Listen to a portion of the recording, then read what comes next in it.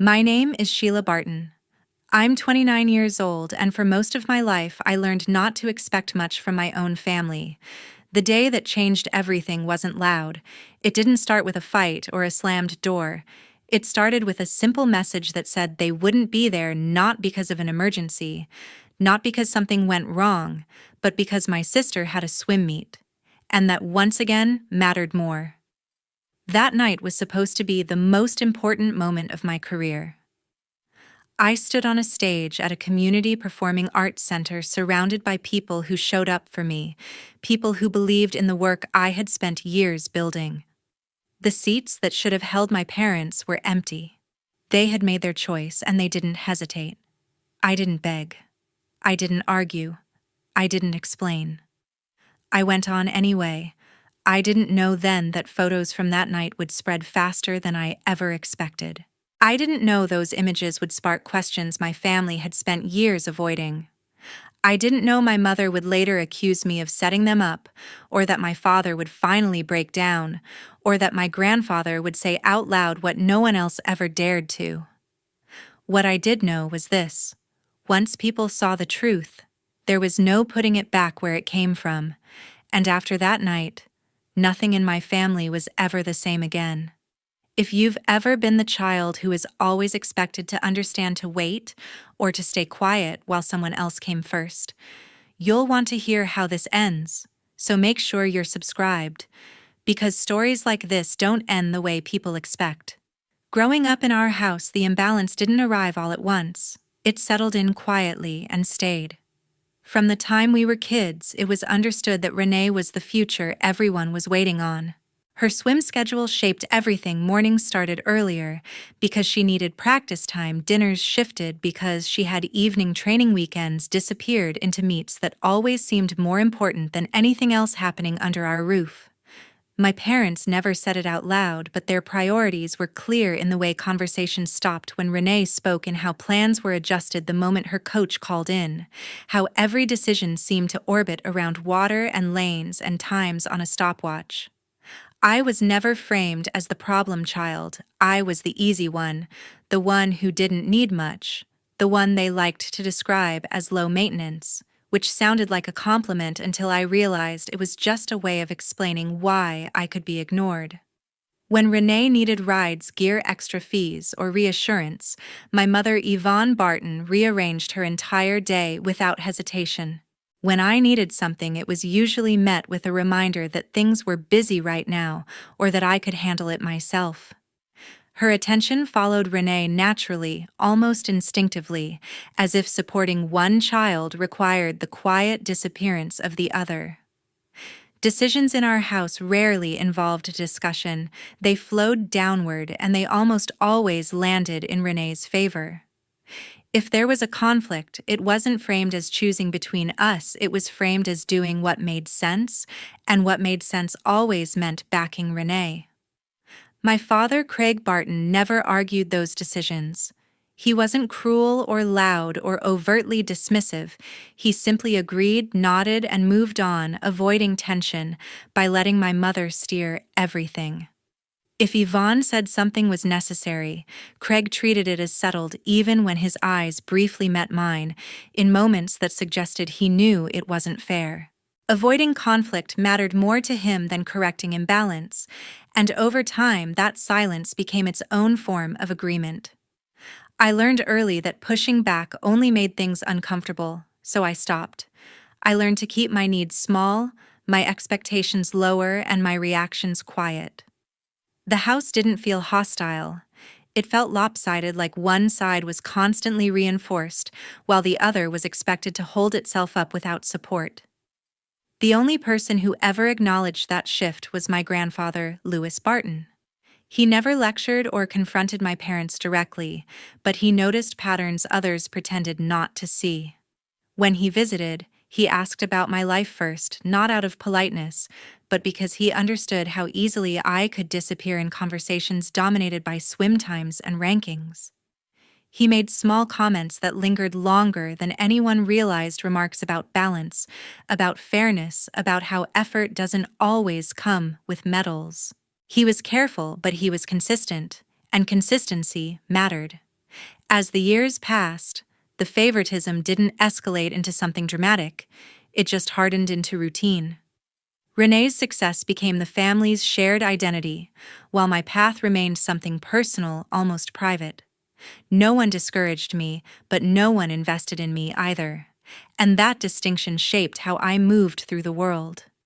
I didn't resent Renee for being supported. I resented the assumption that support was a limited resource that had already been spent by the time it came to me. By the time I was old enough to understand what was happening, the roles were fixed. Renee was the priority, I was the afterthought, and everyone had learned how to live comfortably inside that arrangement, everyone except me. When I finally left home, it wasn't dramatic or sudden, it felt more like a quiet shift that had been coming for years. I didn't leave with a plan that impressed anyone or a path that made sense to my family. I just knew I needed something that belonged to me and not to the story everyone else was telling. I chose a direction that had nothing to do with sports, nothing to do with rankings or applause, and nothing that could be measured by a stopwatch.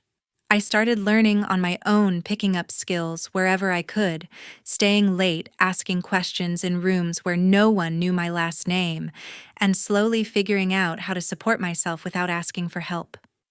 There were no speeches or send-offs, no promises to stay in touch more often, just a few polite exchanges and the unspoken assumption that I would be fine because I always had been. My parents didn't argue with my choice, but they didn't show much interest either. They didn't ask what I was working toward or how I planned to get there. They simply accepted that I was doing something different and moved on. At first, I thought the distance would change things, that maybe being away would make me more visible. But the opposite happened. Phone calls were short, and functional texts came without follow-up, and most updates about home revolved around schedules and competitions that had nothing to do with me. I learned quickly that if I didn't bring myself up, no one else would. My days were filled with trial and error, with small steps that didn't look impressive from the outside, but took real effort to sustain. I worked jobs that paid the bills while I built experience on the side, made mistakes I had to fix quietly, and learned how to move forward without an audience. There were months where progress felt invisible, where nothing clicked all at once, and where success looked more like survival than achievement. When I mentioned pieces of my work during family conversations, it usually landed flat, acknowledged with a nod, before the focus shifted back to something else. No one discouraged me, but no one followed up either, and that absence of curiosity spoke louder than criticism ever could. Over time, the silence became routine. I stopped volunteering details because it felt pointless, and I stopped expecting recognition because it never arrived. Family gatherings, when they happened, passed without my life becoming part of the conversation, as if my experiences existed in a separate lane that didn't intersect with theirs. I watched how easily attention flowed toward familiar narratives, while mine stayed off to the side, not rejected, just unnoticed. That realization changed how I carried myself. I learned to validate my own effort, to measure progress internally, and to stop waiting for permission to take my work seriously. There was no moment where everything turned around, no breakthrough that erased the quiet years, just a steady accumulation of skill, confidence, and independence that grew because it had to. The longer I lived this way, the clearer it became that my role in the family story wasn't going to shift on its own. I wasn't the child people worried about or planned around, and I wasn't the one whose milestones were tracked. I existed in the background, capable and expected to manage without assistance. Accepting that didn't make things easier, but it made them clearer. I stopped trying to fit my life into spaces that were never meant to hold it, and focused instead on building something that could stand on its own, even if no one at home was watching. One ordinary afternoon, without any build-up or warning, an email landed in my inbox and quietly shifted everything. It came from the Community Performing Arts Center, a place I had passed countless times without imagining my name would ever be tied to its stage, inviting me to take part in a public recognition ceremony connected to the work I had been building for years. The message was straightforward, no grand language, just clear details about the event, the audience, and the role I would play that evening. It took a few minutes for it to sink in that this wasn't a private acknowledgement or a closed room of professionals. It was a public gathering with a stage, an audience drawn from the local community, and a spotlight that couldn't be ignored. I reread the invitation more than once, not because I didn't understand it, but because I was trying to adjust to what it represented. This wasn't a breakthrough that happened overnight. It was the result of years of quiet effort finally intersecting with visibility. As the reality settled, I realized this was the largest professional milestone I had reached so far, not because of prestige, but because it marked a moment where my work stood on its own in front of people who had no obligation to care. I didn't celebrate or call anyone right away. I sat with it, letting the weight of it feel real, knowing that this was the kind of moment I used to imagine as something that might make me visible back home. When I did decide to tell my parents, I kept it simple. I didn't frame it as a request or a plea, and I didn't soften it with explanations. I mentioned the invitation, the venue, and the date, then stopped talking. There was no buildup on my end, no attempt to convince them that it mattered. The response was brief and restrained. They acknowledged it without enthusiasm, asked a logistical question or two, and moved on as if I had shared a routine update rather than a defining moment. No one asked what the recognition was for how long I had worked toward it or what it meant to me personally. The conversation didn't deepen or linger, it closed neatly, leaving no room for interpretation. I told myself not to read into it, but the absence of curiosity was familiar. Their reaction wasn't hostile. It was distant, almost procedural, the kind of response you give when you don't intend to engage further. Later, when the subject came up again, it was met with the same cool neutrality. No excitement, no concern about details, and no follow-up questions. I didn't push back or restate its importance. I simply noted how quickly the topic was redirected to other matters that clearly held more weight in their world. As the event drew closer, it became clear that my role in the family narrative hadn't changed. This recognition existed outside of it, acknowledged, but not integrated like something happening parallel to their lives, rather than within them. I prepared for the ceremony on my own, reviewing what I would say, understanding the flow of the evening, and accepting that this moment belonged to me, whether anyone else recognized it or not. The invitation sat printed on my desk, a quiet reminder that sometimes progress arrives without applause from the people you expect it from most, and that visibility, when it finally comes, doesn't always rewrite old patterns. As the date of the event drew closer, the tone at home shifted in a way I had seen many times before, subtle but unmistakable. The conversation didn't begin with my invitation or the ceremony itself. It began with Renee's swim meet, framed as something critical, something that couldn't be missed. It was described as a big moment, a decisive competition, the kind that could affect her standing and momentum, and the more they talked, the clearer it became that this was already treated as the priority. Only after the details of the meet were laid out did the overlap surface almost casually, as if it were an afterthought rather than a conflict. The meet fell on the same evening as my recognition event. There was no pause when that realization landed, no recalculation, no sense that a choice needed to be weighed. The decision formed quickly and quietly, shaped less by discussion than by habit. They would go to watch Renee swim. No one asked if my event could be moved or whether the timing mattered. No one asked what the ceremony involved or why it was important. The nature of my recognition didn't come up at all, as if understanding it wasn't necessary to make the call. My mother, Yvonne Barton, spoke as though the outcome was obvious, explaining the meet's importance in practical terms, laying out logistics, travel time, and schedules, with the certainty of someone who assumed agreement. To her, it wasn't a preference, it was the logical choice, and she treated it that way. My father, Craig Barton, didn't add much. He listened, nodded, and stayed silent, his agreement expressed through the absence of objection rather than words.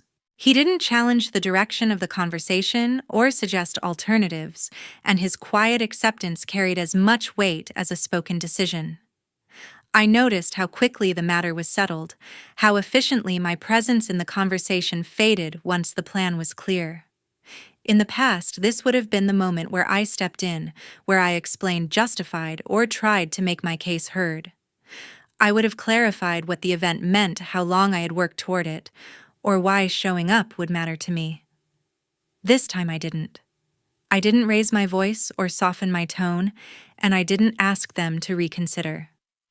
I listened, acknowledged what they said, and let the decision stand without resistance. It wasn't resignation, it was recognition.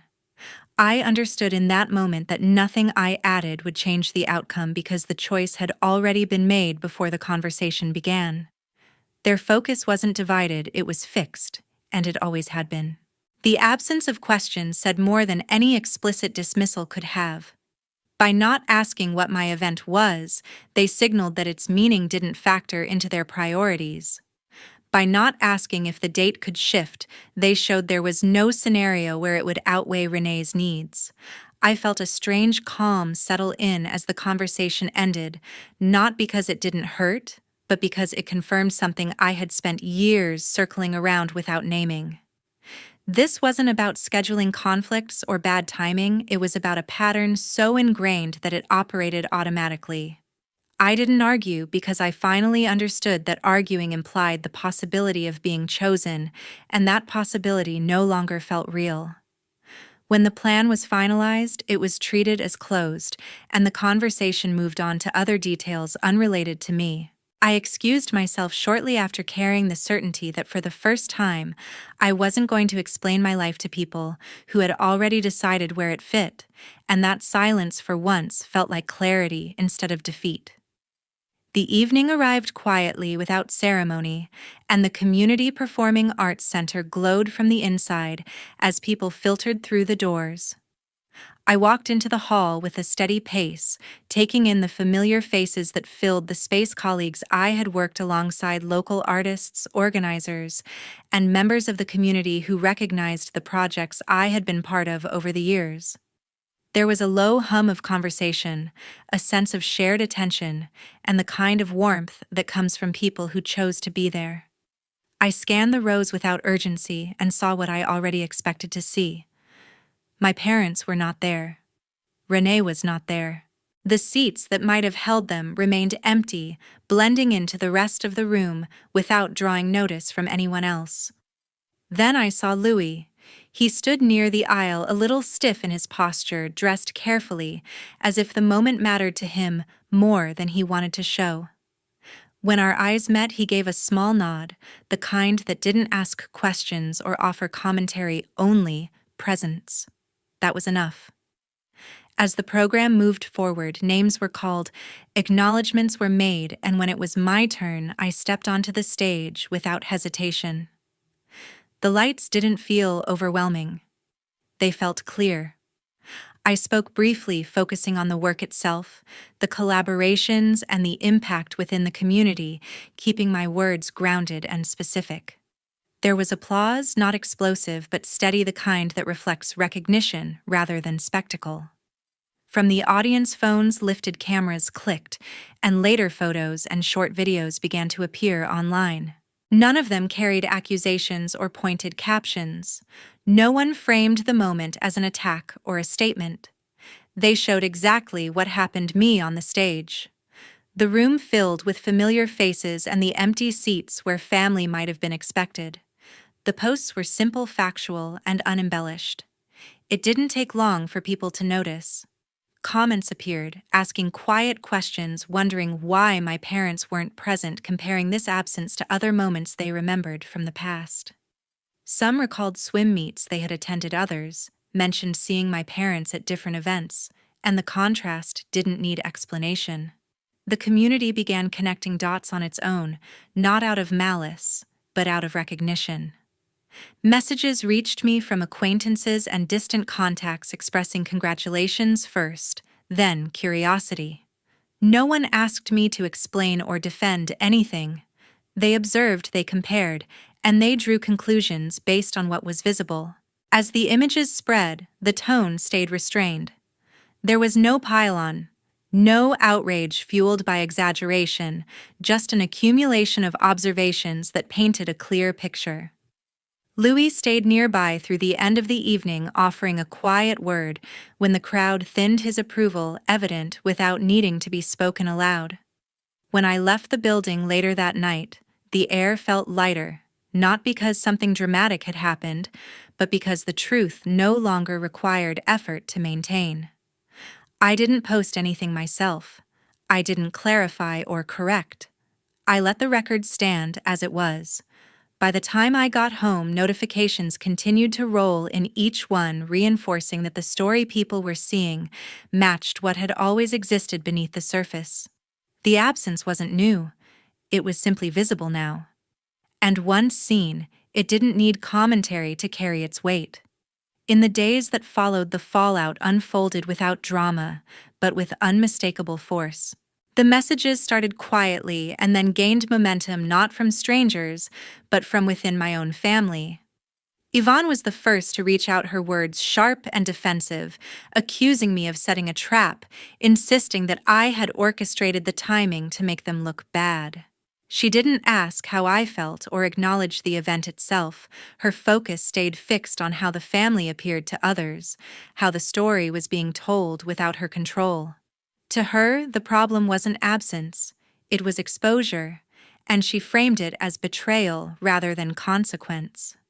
Craig called later, his voice unsteady in a way I had never heard before.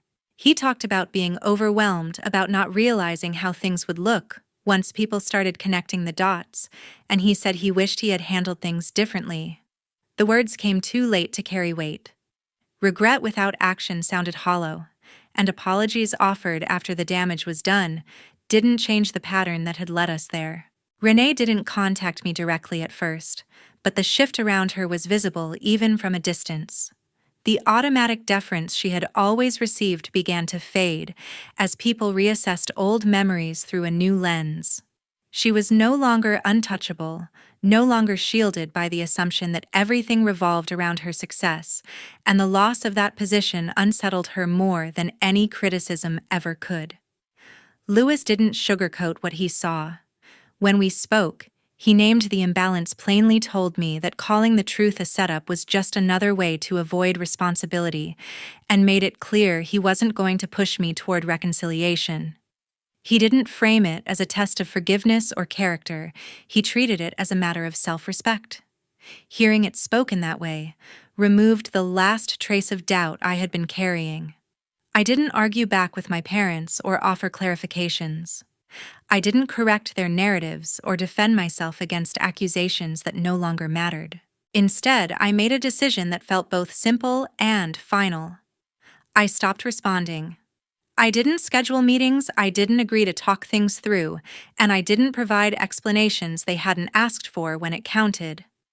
I blocked numbers, filtered emails, and closed the door without ceremony. The absence of response became the boundary. The consequences were immediate and real.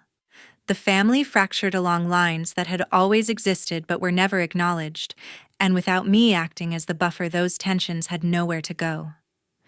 Yvonne retreated into damage control. Craig tried to navigate guilt he could no longer ignore, and Renee faced a world that no longer bent automatically in her favor. None of it was dramatic in the way movies portray conflict. It was quieter, heavier, and more permanent. I went on with my life without announcing the choice or asking anyone to validate it. Work continued, relationships strengthened, and the space created by my silence filled with stability rather than chaos. I didn't look back to see who noticed or who approved. Cutting contact wasn't about punishment, it was about ending a cycle that had defined my role for too long. Once I stopped engaging, the noise faded and what remained was clarity. I didn't owe explanations to people who had never asked for understanding when it mattered most. The family I stepped away from continued to deal with the aftermath of their own choices, while I moved forward into a life that no longer required me to shrink, justify, or wait my turn.